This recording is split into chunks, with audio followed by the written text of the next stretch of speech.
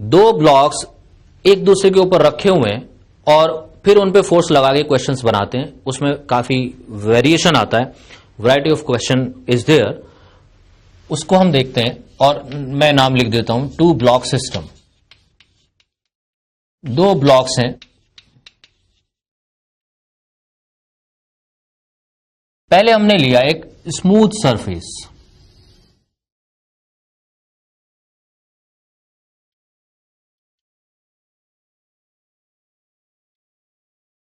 इस smooth surface के ऊपर हमने एक ब्लॉक रखा, एक इसके ऊपर और रख दिया ब्लॉक।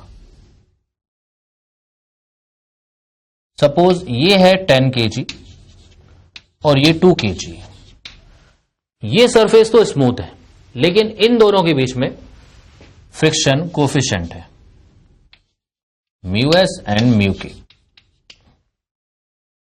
अब एक टाइप के क्वेश्चंस तो होते हैं इनमें कि किसी एक ब्लॉक पे फोर्स लगाएंगे और पूछेंगे कि वो मैक्सिमम कितना फोर्स हम उस पे लगा सकते हैं so that the two blocks can move together. तो उसकी अप्रोच देख लो पहले कैसे होती है। To find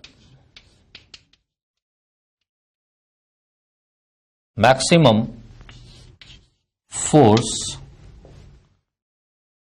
applied on one block so that they move together.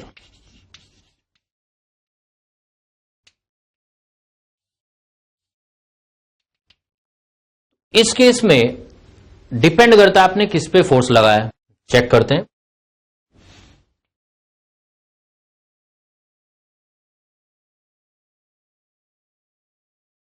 Suppose हमने लोअर ब्लॉक पे एक्सटर्नल फोर्स लगाया, ये स्मूथ सरफेस है। हमें एफ की मैक्सिमम वैल्यू बतानी है जिससे कि दोनों ब्लॉक्स एक साथ चले। नाउ पॉइंट ये है कि इस लोअर ब्लॉक पे तो हमने एक्सटर्नल फोर्स लगाया, इसमें कोई डाउट नहीं कि ये मूव कर रहा है, but why is this upper block moving? कौन सा फोर्स इस पे लगा है जिसकी वजह से ये अपर ब्लॉक मूव कर रहा है? ये कॉमन सेंस की बात है कि इस पे फ्रिक्शन लगा है जो इसे आगे को चला रहा है। नॉर्मली हमारी एक सोच होती है जिसमें हम ये कहते हैं कि फ्रिक्शन मोशन के अपोजिट होता है। ये गलत है, फ्रिक्शन रिलेटिव मोशन के अपोजिट है। अगर मैं सिंपली इस चौक का एग्जांपल लूं, ये चौक मेरे हाथ पे रखी हुई है और मैं अपने हाथ को मूव करता हूं दिस वे, तो मैंने जो फोर्स लगाया वो हाथ पे लगाया ऐसे, तो चौक क्यों मूव कर रही है आगे को? ये जो चौक जा रही है it is due to the frictional force. इस पे मेरे हाथ ने एक फोर्स लगाया आगे की तरफ। सिमिलरली इस ब्लॉक को जब हम चलाएंगे तो ऊपर वाला ब्लॉक इसके ऊपर रखा हुआ है और वो भी मूव करने लगता है विद दिस ब्लॉक। रीजन कि ऊपर वाले ब्लॉक पे इस नीचे वाले ब्लॉक ने एक फोर्स लगाया फॉरवर्ड डायरेक्शन में। It means the frictional force on this upper block is in forward direction. This is first and very important point of these problems कि upper block पे frictional force forward direction में आया क्योंकि ये block move कर रहा है forward और वो इसकी वजह से मूव कर रहा है लोअर ब्लॉक की वजह से। अब आप इस लोअर ब्लॉक पे भी फोर्सेस बना सकते हो। मैं लोअर ब्लॉक को यहां बना देता हूं साइड में। ये लोअर ब्लॉक है। एक्शन रिएक्शन से this force is exerted on this upper block by the lower block, therefore it's reaction will be on the lower block in opposite direction. Action reaction, इसने इस पे लगाया तो ये इस पे लगाएगा ऑपोजिट डायरेक्शन में फोर्स। तो ये फ्रिक्शन की डायरेक्शंस हुई। इस ब्लॉक पे एक और फोर्स लगा हुआ है एक्सटर्नल। इसके अलावा इस ब्लॉक पे एक नॉर्मल रिएक्शन है। ये नॉर्मल रिएक्शन भी लोअर ब्लॉक ने लगाया, तो अपर ब्लॉक इस लोअर ब्लॉक पे भी एक फोर्स लगाएगा डाउनवर्ड डायरेक्शन में। ये भी एक्शन रिएक्शन है दोनों। इस छोटे ब्लॉक को इसने ऊपर को पुश किया, तो इस ब्लॉक ने इसको डाउनवर्ड को पुश किया। इसका अपना वेट होगा, दैट इज 10G। इसका भी अपना वेट है, दैट इज 2G। तो ये इनके वेट्स, फ्रिक्शन की डायरेक्शंस और ये एक्सटर्नल फोर्स। अब अगर हम इसको देखें, इसी से हमारा काम चल जाएगा। इसके लिए अगर हम इक्वेशन लिखें, अपर ब्लॉक के लिए F is equal to its mass, इसे हमने सेकेंड ब्लॉक एज्यूम कर लिया M2A, that means this is first block, this is second. तो M2A इसका हमने अब मास M2 लिख लिया और इस M2 की वैल्यू 2A। ये फ्रिक्शन है। और एक्सेलरेशन हम डायरेक्टली लिख सकते हैं, क्योंकि क्वेश्चन में ही मेंशन्ड है the two blocks are moving together. और एक छोटा पॉइंट जो मैंने बता रखा है तुम्हें, काफी काम आता है इन क्वेश्चंस में, when two or more blocks are moving together we can consider them as a single body. तो हम इन दोनों को एक बॉडी एज्यूम कर लें, और जैसे ही हम इनको सिंगल बॉडी एज्यूम करेंगे तब एक्सटर्नल फोर्स एक F हुआ, और यहां से नॉर्मल रिएक्शन आएगा और वेट आएंगे। हॉरिजॉन्टल फोर्स एक ही है, तो इससे हम एक्सेलरेशन डायरेक्टली लिख सकते हैं, total external force divided by total मास। ये वैल्यू यहां डाल दें तो F आ जाएगा 2F divided by total mass 10 plus 2, it is 2F by 12, F by 6, जो भी आए। और ये फ्रिक्शन की वैल्यू जैसे हमें पता है कि जब ये स्लाइड नहीं कर रहा है तो ये स्टैटिक फ्रिक्शन है। And what is the value of static friction? It will not be mu into normal reaction, वो तो मैक्सिमम वैल्यू होती है। This F has to be less than equal to mu into normal reaction. ये हुआ F by 6 mu into normal reaction, और normal reaction की value यहां 2G है। ये वैल्यूज हम पुट कर सकते हैं और F आ जाएगा 12 म्यू G। इधर जस्ट आइडिया था इन क्वेश्चंस को कैसे करना है। इसको मैं समराइज कर देता हूं M1 M2 मासेस लिख के। पहले हमें क्या करना होगा, ये दो ब्लॉक्स हैं, लोअर सरफेस पे कोई फ्रिक्शन नहीं है, फ्रिक्शन जो भी है वो यहां है। तो एक बार ये कंफर्म कर लो कि दूसरे वाले ब्लॉक पे जिस पे हमने डायरेक्टली फोर्स नहीं लगाया उस पे फ्रिक्शन किधर को लगा है। Obviously it will be in the forward direction. यहीं से आपको कंडीशन मिलेगी। ये फ्रिक्शन अगर दोनों बॉडी साथ चल रही हैं, इसका मास M2 है तो इसकी वैल्यू M2A होनी चाहिए, और एक्सेलरेशन टोटल से हम फाइंड कर सकते हैं F upon M1 plus M2। अब यहां इस A की वैल्यू डाल दो, it will be F upon M1 plus M2। तो हम फ्रिक्शन कैलकुलेट कर लेते हैं। This is the required friction. Required for what? Required for their together movement. क्योंकि अगर ये साथ चल रहे हैं, हमने पहले एज्यूम कर लिया साथ चल रही हैं, तो एक्सेलरेशन फाइंड कर लिया। और अगर ये एक्सेलरेशन है इन ब्लॉक्स का, तो ऊपर वाले ब्लॉक का भी यही एक्सेलरेशन होगा, और इस एक्सेलरेशन के लिए फोर्स होना चाहिए मास इनटू एक्सेलरेशन। और इसके ऊपर जो फोर्स है वो फ्रिक्शन है और कोई फोर्स नहीं है, तो यहां से हम फ्रिक्शन कैलकुलेट कर लेते हैं। This is the required friction. और जब ये रिक्वायर्ड फ्रिक्शन हमें मिला, इससे हम बता सकते हैं कंडीशन कि रिक्वायर्ड फ्रिक्शन लिमिट के अंदर अंदर होना चाहिए। That means it must be less than equal to FL। तो रिक्वायर्ड फ्रिक्शन मैं दोबारा लिखूंगा M2A अपर ब्लॉक पे, ये ऊपर वाले ब्लॉक पे आगे को फ्रिक्शन आएगा M2A, and mu into normal reaction, इसका नॉर्मल रिएक्शन है M2G। Mu obviously mu S है, तो यहां से M2 कैंसिल हुआ, A less than equal to mu S G आ गया, और A की value F upon M1 plus M2।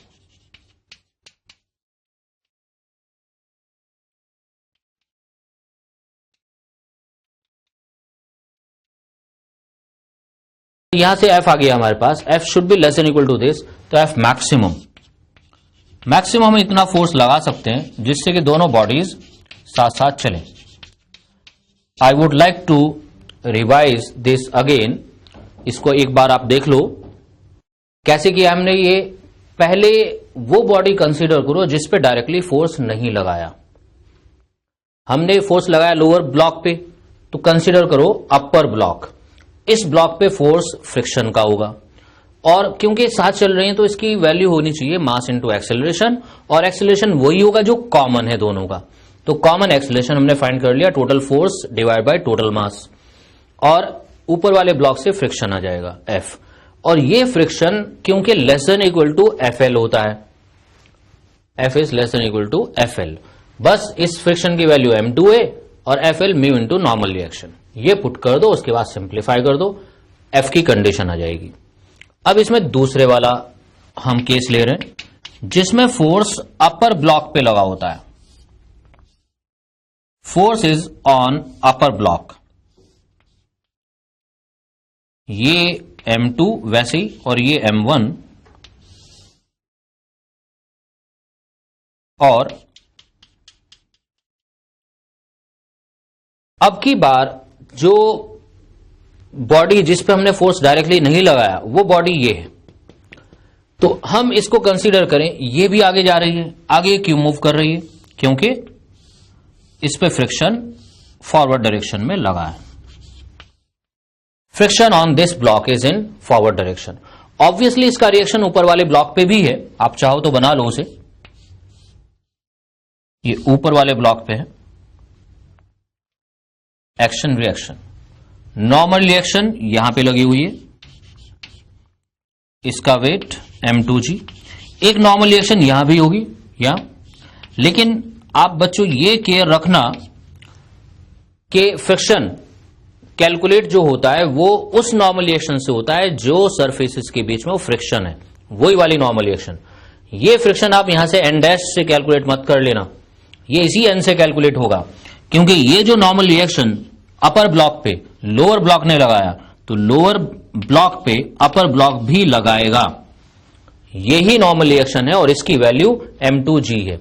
तो फ्रिक्शन अभी भी M2G होगा मैक्सिमम, M2G के इक्वल नॉर्मल रिएक्शन आएगा और इससे फ्रिक्शन कैलकुलेट होगा mu into normal reaction, that is mu into M2G।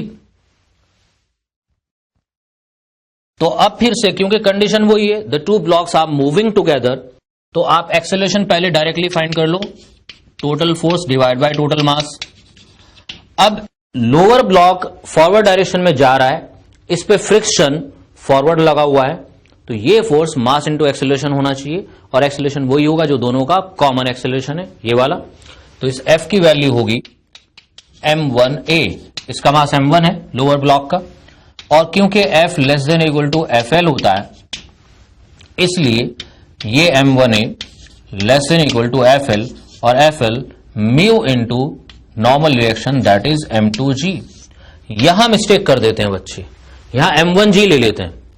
Actually ये फ्रिक्शन इस कांटेक्ट का है, इस कांटेक्ट का, और इस कांटेक्ट में जो नॉर्मल रिएक्शन है वो M2G के इक्वल है, तो आपको M2G ही लेना है और A की वैल्यू डाल दो यहां पे, A is F upon M1 plus M2। यहां से F आ जाएगा less than equal to mu M2G, M2 into M1 plus M2 into G divided by M1। तो आप कह सकते हो F maximum is mu M2 divide by M1 into M1 plus M2 into G।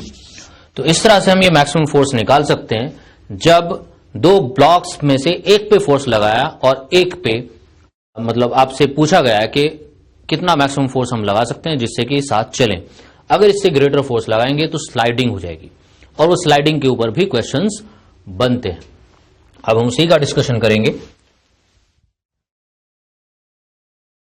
Suppose अब की बार हमें force की value given है, ये दूसरा टाइप हो गया, when F is given, this time it is not confirmed whether the two bodies move together और नॉट, ये हमें कंफर्म करना होगा। अब मैं फिर से एग्जांपल लेता हूं, वही ब्लॉक्स जो पहले लिए थे, ये सरफेस स्मूथ और ये 2 kg, this is 10 kg and mu s is suppose 0.6 and mu k is 0.5. Suppose ये गिवन है हमें और हमने एक फोर्स लगा दिया 100 न्यूटन का, और सिंपल सा क्वेश्चन है find acceleration of the blocks. हमें ब्लॉक्स का एक्सेलरेशन फाइंड करना है।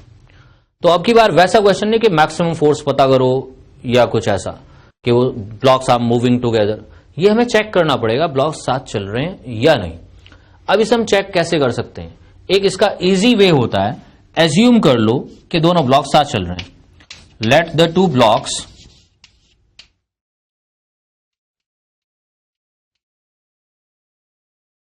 Move together. अगर दोनों ब्लॉक्स एक साथ चल रहे हैं तो इनका कॉमन एक्सेलरेशन हम फाइंड कर सकते हैं। Acceleration will B total force divide by total मास। मैं चेंज कर देता हूं वैल्यू, इसको 120 ले लेते हैं, कैलकुलेशन सिंपल हो जाएगी। 120 divided by 12, it is 10 metre per second square. That means if the 2 blocks move together then their common acceleration will be 10 metre per second square. अब हम चेक करते हैं क्या ये पॉसिबल है, क्या ये साथ चल सकते हैं। तो कुछ सिमिलर सा ही है जैसे अभी हमने डिस्कस किए क्वेश्चंस कि अपर ब्लॉक का फ्रिक्शन कंसीडर करो। अपर ब्लॉक मूव कर रहा है due to the friction. If they are moving together then we can find the frictional force on the upper block, यानी वो ब्लॉक कंसीडर करना है जिस पे फोर्स डायरेक्टली नहीं लगा हुआ। तो इसका हम फ्रिक्शन कैलकुलेट कर सकते हैं, mass into acceleration. Its mass is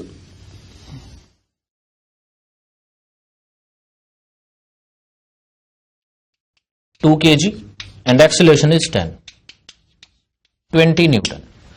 ये फ्रिक्शन हमने कैलकुलेट किया कहां से? ये एज्यूम करते हुए कि दोनों बॉडीज साथ चल रही हैं। That means it is the required friction. Required friction, required for what? For moving together. That means अगर इतना फ्रिक्शन मिल सकता है तो ये साथ चलेंगे। अब हम फ्रिक्शन कैलकुलेट करते हैं। Maximum static friction, it will be mu into normal reaction. Mu S is 0.6 and normal reaction is m2g, upper block का वेट, क्योंकि यही वो नॉर्मल रिएक्शन आएगा और यही इसका वेट होगा m2g। अब ये वैल्यूज हमने डाल दी यहां पे, ये 2 और g की वैल्यू मैंने सिंप्लिसिटी के लिए ले ली 10, इट इज 12 न्यूटन। अब यहां से कंफर्म होगा कि रिक्वायर्ड फ्रिक्शन तो है 20 न्यूटन और मैक्सिमम फ्रिक्शन कितना लग सकता है? 12 Newton. Therefore this friction will not be provided, it is not available. F required is greater than FL, not possible. तो अप्रोच कुछ ऐसी है, ये कंफर्म करने के लिए कि साथ चल रहे हैं या नहीं, उसकी अप्रोच होगी पहले एज्यूम कर लो बॉडीज साथ चल रही हैं। If they are moving together find their common acceleration. Common acceleration find कर ली, उसके बाद वो बॉडी कंसीडर की जिस पे फोर्स डायरेक्टली नहीं लगा हुआ है, उसका हमने फ्रिक्शन निकाल लिया कि कितना फ्रिक्शन उसे चाहिए चलने के लिए। ये रिक्वायर्ड फ्रिक्शन आया फॉर मूविंग टुगेदर एंड फिर लिमिटिंग फ्रिक्शन कैलकुलेट करके कंपेयर कर लेंगे। यहां रिक्वायर्ड फ्रिक्शन लिमिटिंग फ्रिक्शन से ग्रेटर आ रहा है तो ये पॉसिबल ही नहीं है। तो इसका मतलब ये हुआ कि the 2 bodies can not move together. Therefore the blocks will not move together. और अगर ये साथ नहीं चलेंगे तो स्लाइडिंग होगी, और जब स्लाइडिंग होगी kinetic friction will act. Therefore they slide, और जब स्लाइड कर रहे हैं kinetic friction will act. Fk will act. अब वो Fk भी हम कैलकुलेट कर सकते हैं म्यू इंटू नॉर्मल रिएक्शन से. Fk इज म्यू के इंटू M2G. म्यू के is 0.5 and M2 is 2, G is 10. It will be 10 Newton. अब हम फर्दर कैलकुलेशन कर सकते हैं और एक्सेलरेशंस फाइंड कर सकते हैं. अगर हम अपर ब्लॉक की बात करें, उस पे फ्रिक्शन फॉरवर्ड डायरेक्शन में लगा है Fk विच इज 10 न्यूटन और इसका मास 2 kg है. तो इसका एक्सेलरेशन डायरेक्टली आ जाएगा. इसको मैंने A2 लिख लिया. 10 divide by 2 it is 5 metre per second square. अब लोअर ब्लॉक को जब कंसीडर करोगे आप, लोअर ब्लॉक पे हमने फोर्स लगाया हुआ है 120 न्यूटन. यहां तो कोई फ्रिक्शन नहीं है, बट इसका रिएक्शन फोर्स इसके ऊपर है इधर, that is 10 newton. Obviously it is Fk kinetic friction. अब इसका एक्सेलरेशन हम लिख सकते हैं 120 minus 10 it is the net force and it is 10A. It is A1 actually. This will be 11 metre per second square. So this is the general approach to find the accelerations of the blocks or to check whether they are moving together or not. First find the common acceleration and then for that acceleration the required friction. और वहीं से approach clear होगी, वहीं से पता लगेगा कि क्या होगा, वो साथ चल रहे हैं या नहीं. मैं इसमें एक वेरिएशन और छोटा सा कर देता हूं कि अगर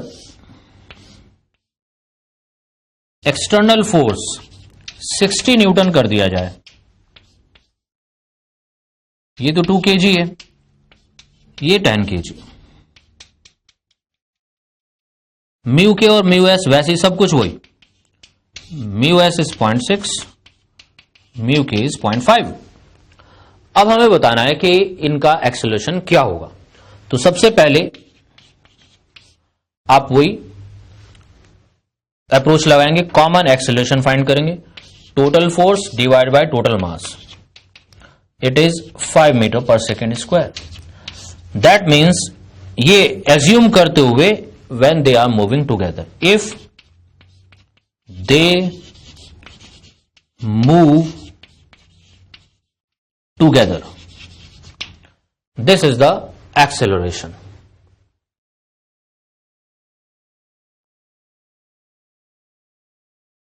अब इस एक्सेलरेशन के लिए वही हम फ्रिक्शन निकालेंगे. पहले हम वो बॉडी कंसीडर करेंगे जिस पे फोर्स डायरेक्टली नहीं लगा. डायरेक्टली नहीं लगा, ये अपर ब्लॉक है. तो F required for together moving, it is mass into acceleration. Its mass is 2 and acceleration is 5, 10 Newton. Now will calculate FL, और ये हमने पहले से कैलकुलेट किया हुआ है. It was 12 Newton. I think it was 12 Newton. Now, ये FL greater than required force है. F required is less than FL. Therefore, it will be provided. और अगर ये मिल जाएगा तो बॉडीज साथ चलेंगी और ये इनका कॉमन एक्सेलरेशन होगा 5 metre per second square. Finally the two blocks move together with an acceleration of 5 meter per second square. So this is the approach for two block systems, and I think this is all for today. Today we have discussed the kinetic friction in detail, and we'll discuss